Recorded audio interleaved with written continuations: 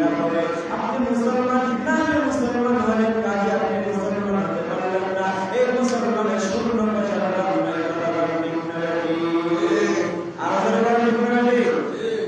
আপনি ব্যয় করে চলবেন, আরাম করে চলবেন। ইমাম সাহেব কিছু বললেন, ইমাম সাহেব দুনিয়া সমালোচনা, রাস্তাঘাটে দোকান পড়ে ইমাম সাহেব কি ওয়াজ করে কত রকম বাহানা দেয়, কত রকম কথা বলে, যার কাছে হক কথা কোরআনের কথা বলে করতে লাগে, যা অন্তরে লাগে মনে করবেন সে টাটকা মুসলমান না, মুসলমান টাটকা শয়তান, কথা বলেন ঠিক না ঠিক? কারণ মুসলমানের কোরআনের কথা শুনলে, হাদিসের কথা শুনলে, ইলমের কথা শুনলে মুসলমানের গায়ে কখনো আগুন জ্বলতে পারে না, জোরে আগুন জ্বলতে পারে না। মুসলমান কোরআনের কথা শুনলে মুসলমানের ঈমানদার হয়, হাদিসের কথা শুনলে মুসলমানের ঈমানদার হয়। আজকের মুসলমানেরা হক কথা ইমাম বক্তা মুফতি মুহাদ্দিস বললে ইমাম সাহেব ভালো লাগে না, মুফতি সাহেব ভালো লাগে না, আর কোরআন ভালো লাগে না, সমাজের দিকে দিকে আসে না, জোরে আসে না। আপনি তেল বাইরা চলেন, মুসলিম প্রতিটা মুসলিম ইমাম সাহেব যদি তেল বাইরা চলতে পারে, ইমাম সাহেব বারবার মার সাথে কত কথা বলে, বাবার সাথে কত কথা বলে, আর আমাদের মধ্যে লিপ্ত হয়ে গেছে। ইমাম সাহেবের সপ্তাহে জুমার মধ্যে বাস্তবতা তুলে ধরে, তাহলে ইমাম সাহেবের বিরুদ্ধে ফতোয়া শুরু হয়ে যায়, কথা বলেন ঠিক না ঠিক? বাবা মনে রাখবেন, হক কথা শুনলে যার অন্তরে চিন্তা লাগবে, যার অন্তরে ব্যথা লাগবে, মনে করতে যে টাটকা শয়তানের কাজ করে, ঠিক না ঠিক? কথাটা বলা ঠিক না ঠিক? কারণ কোরআনের কথা শুনলে শয়তানের আগুন জ্বলে, শয়তানের গায়ে চিন্তা করে সরকারে কথা বলেন ঠিক না ঠিক? ওয়ালা বাইরে ওয়ালা করে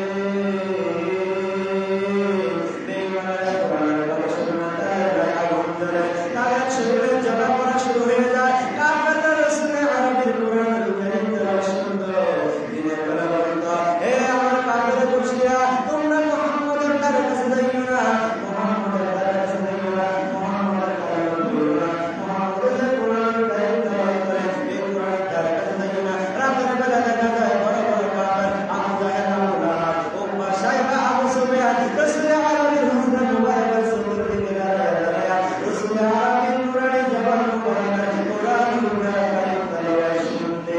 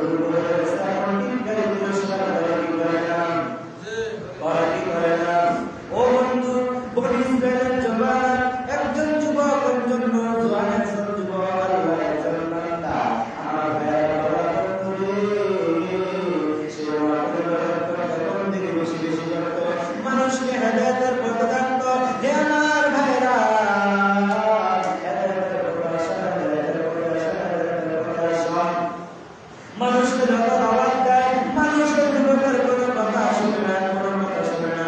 মানুষ তাকে তিরস্কার করে, মানুষ তাকে হাসি ঠাট্টা তামাশা করে। এবার যুবক একটা ঘরের মধ্যে নফল করে বন্দি করে। এবার কিছু বিয়াদব মার্কা যুবক সেবার চিন্তা করলো একটা বেশ্যা পতিতালয় একটা নারীকে তারা ভাড়া করলো। তারা কিছু টাকা পয়সা দিয়া ওই বেশ্যা পতিতালয় নারীকে তারা ভাড়া করলো। বললো যুবকেরা বললো, হে পতিতালয় নারী, তুমি তো জিনার কাজ করো, আমরা তুমি যত টাকা চাও, যত ধন সম্পদ ধন দৌলত চাও না কেন আমরা তোমাকে দিয়ে দেব। একটা শর্ত আছে। বলে কি শর্ত? ওই যে পুরে একজন যুবক সারাক্ষণ পরিবারন করে, নামাজ আদায় করে, মানুষকে হেদায়েতের পথে ডাকে, ওই যুবককে তোমার জিনার কাজের মধ্যে তুমি লিপিবদ্ধ করবা। যদি লিপিবদ্ধ করতে পারো, চাইবা স্বর্ণ মুদ্রা টাকা পয়সা আমরা সব দিয়ে দেব।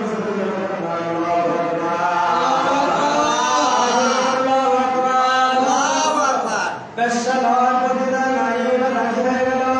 আমার শুধু টাকার দরকার, পয়সার দরকার। টাকা হইলে বেশ্যা কত খারাপ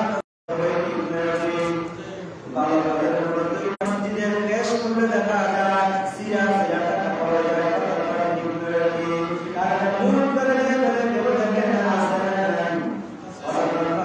ইমাম সাহেব হাদিয়া দিলে মুখ করে ইমাম সাহেব তার পয়সা চায় না, কত টাকা চালানো যায় না, কত টাকা নষ্ট হয় না, সিরা পারা টাকা মানুষ ফেলে দেয়, মন্দিরকে হাদিয়া করে দেয়। কারণ ইমাম সাহেব ওই বক্তা সাহেবের বলে দেয় ও বন্ধু, তার টাকার দরকার।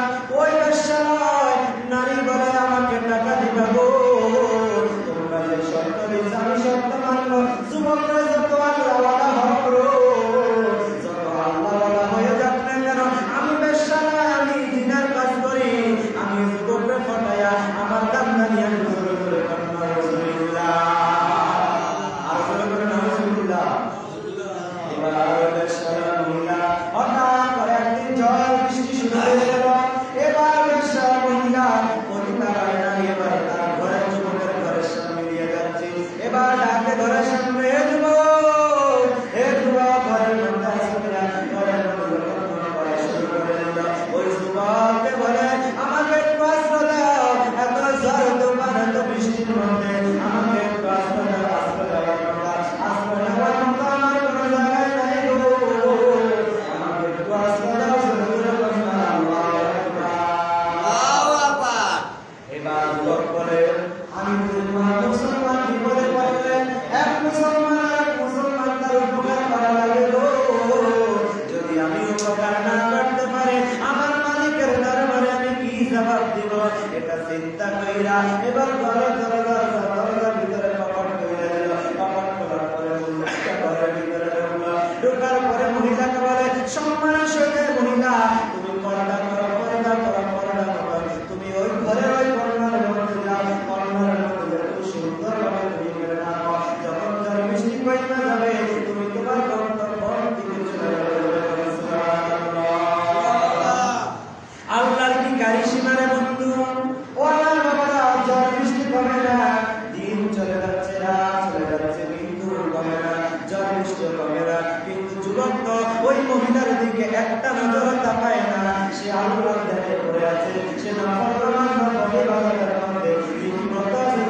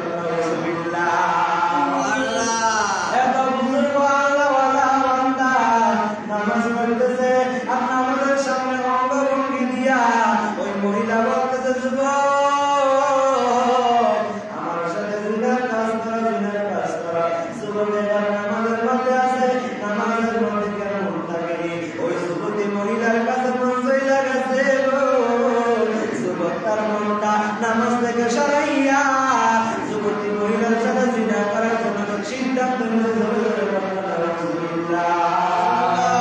সবার দিকে তাকা, জোরে করে নাউজুবিল্লাহ। যত বড় মুফতি মুহাম্মদ সাল্লাল্লাহু আলাইহি ওয়াসাল্লাম আপনার সামনে যদি কোনো নারী থাকে অঙ্গভঙ্গি দিতে, তার মুখে নামাজ থাকবে, কথাবার্তা নামাজ থাকবে, তার মনে নামাজ থাকবে না। যুবক চিন্তা করলো নামাজ ছেড়ে দেব, আমি মহিলার বাড়িতে বইরা জিনার কাজ করবো। সুবহানাল্লাহ। তার মন চলে গেল জিনার কাজ করার জন্য। সে সিদ্ধান্ত নিয়ে নিল, সিদ্ধান্ত নিয়ে